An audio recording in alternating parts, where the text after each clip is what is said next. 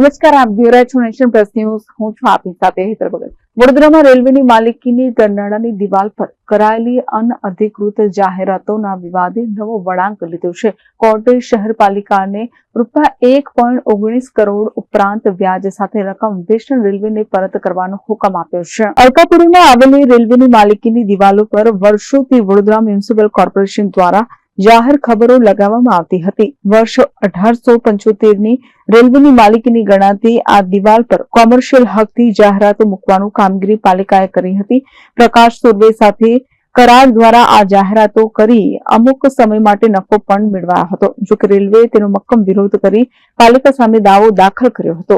આ અલકાપુરી ગઢનાળું જે છે એ રેલવે તંત્ર મારફતે 1875 ની અંદર બનાવવામાં આવેલું હતું.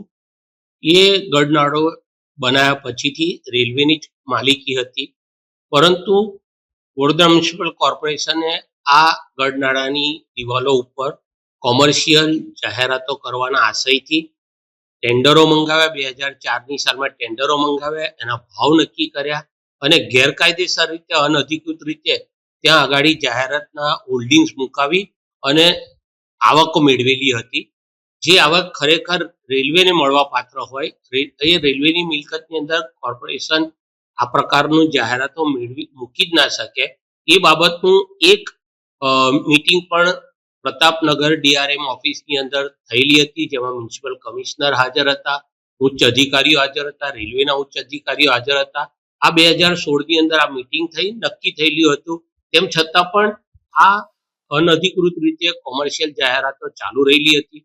આ બાબતનો રકમ વસૂલ કરવા માટેનો રેલવે મારફતે 2008ની અંદર નામદાર કોર્ટની અંદર દાવો દાખલ કરવામાં આવેલો હતો, જે હાલ આ દાવાના કામે કોમર્શિયલ સિવિલ કોર્ટ મારફતે જજ શ્રી JJ ભટ્ટ સાહેબ મારફતે આ દાવો મંજૂર કરવામાં આવ્યો છે ને રેલવેને ₹1.19 કરોડ ઉપરાંતની મુદ્દલ રકમ ચૂકવવા માટેનો હુકમ કર્યો છે અને 12% સાથે લગભગ 68 લાખ ઉપરાંતની રકમ રેલવેને ચૂકવવાની થાય છે કોર્પોરેશને.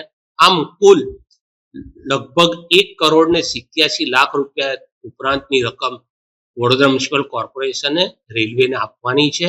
સાથે સાથે જજ સાહેબે એવો પણ હુકમ કર્યો છે કે આ રકમ જ્યારે પણ ચૂકવાય ત્યારે દીકરી તારીખથી પછીનો સમયગાળો જેટલો લેવાય એના પર પણ 9% વ્યાજ કોર્પોરેશને રેલવેને ચૂકવવું પડશે. આ નાણાંની માલિકી પણ રેલવેની છે તેવું પણ નામદાર કોર્ટે જાહેર કર્યું છે અને આજુબાજુના જે કંઈ આવા હોલ્ડિંગ્સ લગાવેલા હોય એ 60 દિવસની અંદર દૂર કરવા એવું પણ માર્ગદર્શન આપેલું છે.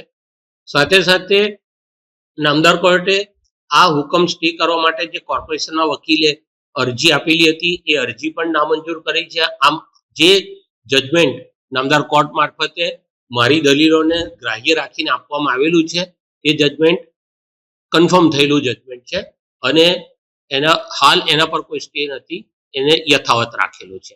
આમ આ નાણાંની માલિકી અને તે બાબતે મીટિંગ થયેલ હોવા છતાં પણ કોર્પોરેશન મારફતે આને અનઅધિકૃત રીતે વાણિજ્યિક હેતુની ઘણી જાહેરાતો આપી એની આવકો મેળવવામાં આવેલી, એટલા કારણે દાવો મંજૂર થઈ અને આટલી રકમ વ્યાજ સાથે પરત આપવાનો હુકમ કરેલો છે. નેશનલ રેલવે તરફથી માલિકીની દલીલ સાથે દાખલ દાવામાં દસ્તાવેજી પુરાવા તથા મૌખિક દલીલો રજૂ કરવામાં આવી. વકીલ અનિલ દેસાઈએ રેલવેની પક્ષમાં મજબૂત દલીલ રજૂ કરતા પ્રિન્સિપલ સિનિયર સિવિલ જજ દ્વારા રેલવેના પક્ષમાં ચુકાદો આપ્યો. કોર્ટે પાલિકાને ₹1.19 કરોડ ઉપરાંત વ્યાજ સહિત રકમ ભરપાઈ કરવા જણાવ્યું છે. હવે વડોદરા કોર્પોરેશન સામે આ મુદ્દો નવો કાનૂની દબાણ ઉભું કરી શકે છે. Bureau report, Nation Plus News, Vadodara. સમાચારોના સતત અપડેટ મેળવવા માટે અમારી નેશન પ્લસ ન્યૂઝની YouTube ચેનલને સબસ્ક્રાઇબ કરો, બેલ આઇકન દબાવો અને જોડાયેલા રહો Facebook, Instagram અને Twitter પર.